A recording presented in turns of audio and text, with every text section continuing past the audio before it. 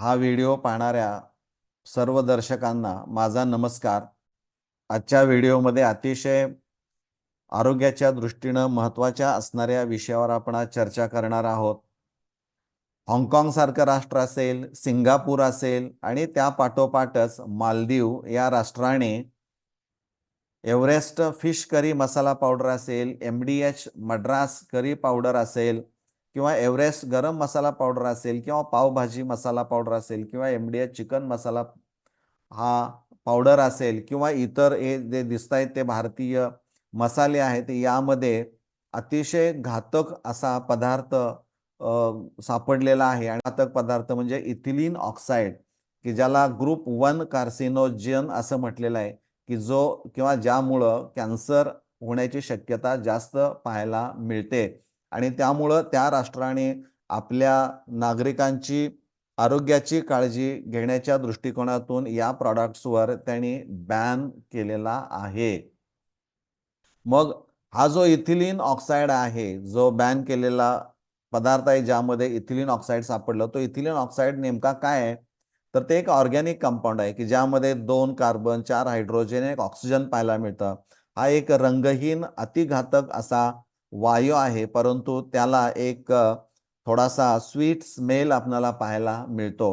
प्रामुख्यानं याचा वापर जो असणारा आहे, तो मेडिकल फील्डमध्ये जास्त केला जातो, जिथं जी मेडिकल इक्विपमेंट्स असणार आहेत किंवा जी इन्स्ट्रुमेंट्स असणार आहेत किंवा किट्स असणार आहेत, त्याचं स्टरलायझेशन करण्यासाठी याचा वापर केला जात असे, किंवा म्हणजे ॲग्रीकल्चरमध्ये पेस्टिसाइड म्हणून त्याचा वापर केला जाऊ शकतो.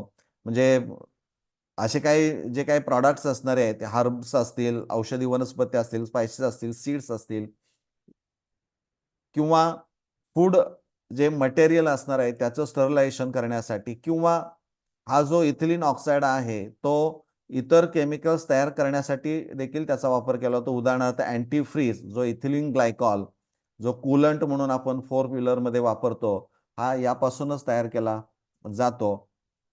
मग असा हा जो काही पदार्थ आहे, ज्याचा वापर या कारणासाठी केला जातो, तो घातक केव्हा ठरू शकतो? जर त्याचं प्रमाण जास्त असेल तर. आणि अतिसेवन आणि जास्त काळ जर केलं, म्हणजे प्रोलॉंग यूज त्याचा असेल, अतिसेवन केलं असेल आणि जास्त काळ केला असेल, तर ते अतिशय आपल्या आरोग्याच्या दृष्टीनं ते घातक असणार आहे. कारण it is extremely effective sterilising agent असं म्हटलेलं आहे त्यांनी. Because it kills bacteria and viruses. म्हणजे ही जे काही बॅक्टेरिया आणि व्हायरसेस असणारे आहेत, त्यामधला DNA देखील तो चेंज करण्याची त्याची क्षमता पाहायला मिळते. म्हणजे तो इतका घातक अशा पद्धतीचा हा इथिलीन ऑक्साईड असणारा आहे. Even it causes lung cancer as well as throat cancer.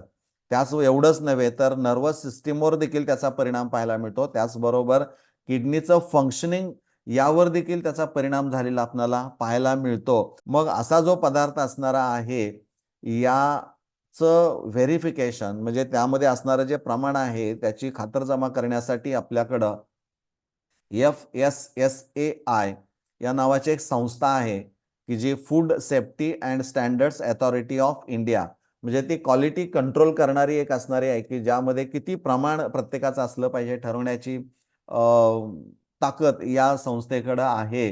सरकारने आदेश दिलेले आहेत, की याची चौकशी करण्याचे आदेश दिलेले आहेत. विद्यार्थी मित्रांनो, आपण बाहेरचं फास्ट फूड खातो, ते आता खायचं की नाही, ते किती प्रमाणामध्ये खायचं, इव्हन आपल्या घरामध्ये असणारे जे काही स्पाइसेस असणारे आहेत, त्याला जे वेगवेगळ्या पद्धतीचे वास येतात, फ्लेवर्स, स्वाद खूप छान आहे असं आपण म्हणतो, काय टेस्ट आहे. तर ती आर्टिफिशियली अशा केमिकलच्या माध्यमातून त्यांना स्वाद दिला जातो आणि त्याला एक वेगळी चव येते, की जी आपण अति प्रमाणामध्ये खातो आणि सतत खाण्याचा प्रयत्न करतो. ते किती शरीराला घातक आहेत, हे आपण समजून घेणं गरजेचं आहे. आणि यासाठी म्हणून हा व्हिडिओ, एक या पाठीमागची भूमिका जनजागृती आहे. कारण विषय केमिस्ट्री असल्यामुळे केमिस्ट्रीशी रिलेटेड हा विषय आहे आणि त्यामुळे आपली जनजागृती व्हावी, आपण काळजी घ्यावी आपल्या आरोग्याची, त्या दृष्टिकोनातून हा व्हिडिओ आहे. जर हा व्हिडिओ आपल्याला आवडला असेल तर निश्चितच आपण कमेंट बॉक्समध्ये या अनुषंगानं कमेंट करावी. म्हणजे पुढचे व्हिडिओ आणि या पद्धतीचे आणि वेगळ्या विषयाचे तुमच्यापर्यंत पोहोचवण्याचा प्रयत्न केला जाईल. जर आपण चॅनल सबस्क्राईब केलं नसेल तर ते सबस्क्राईब करा आणि आयकॉन बेल प्रेस करा, जेणेकरून अपलोड केलेला व्हिडिओ हा लगेच थेट तुमच्यापर्यंत पोहोचू शकेल. धन्यवाद.